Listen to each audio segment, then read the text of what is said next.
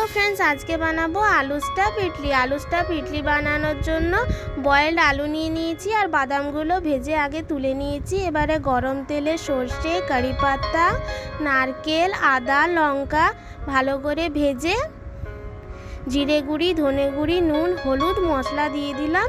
এবারে মশলাটা কষিয়ে নিলে তাতে বয়েলড আলুগুলো দিয়ে দেবো।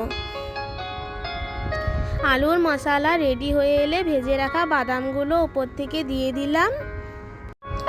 আতপ চাল আর বিউলির ডালের ব্যাটারটা আগের থেকে রেডি করে রেখে নিয়েছি। আতপ চাল আর বিউলির ডাল জলে ভিজিয়ে রেখে তারপরে মিক্সিতে পেস্ট করে 8 ঘন্টা রেখে দিলে ইডলির জন্য একদম পারফেক্ট রেডি হয়ে যায়।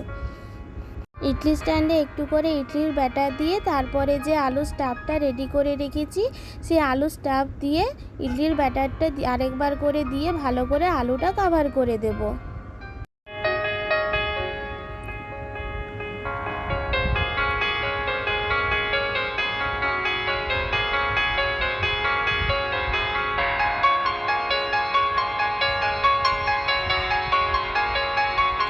সব ইডলিগুলো ইডলি স্ট্যান্ডে দেওয়া হয়ে গেলে এবারে আমরা 15 মিনিটের জন্য স্টিম হতে বসিয়ে দেব। 15 মিনিট পর ইডলিগুলো নামিয়ে নিয়েছি। ইডলিগুলো হয়ে গেছে, কি সুন্দর সফট হয়েছে।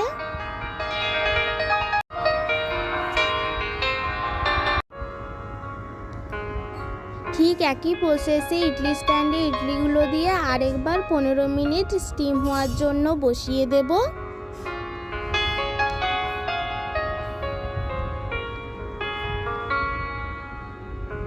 যতক্ষণ আমাদের ইডলিগুলো স্টিম হচ্ছে আমরা নারকেলের চাটনিটা বানিয়ে নেব ইডলির সাথে খাওয়ার জন্য। ইডলির সাথে এই নারকেলের চাটনিটা খুব সুন্দর লাগে খেতে।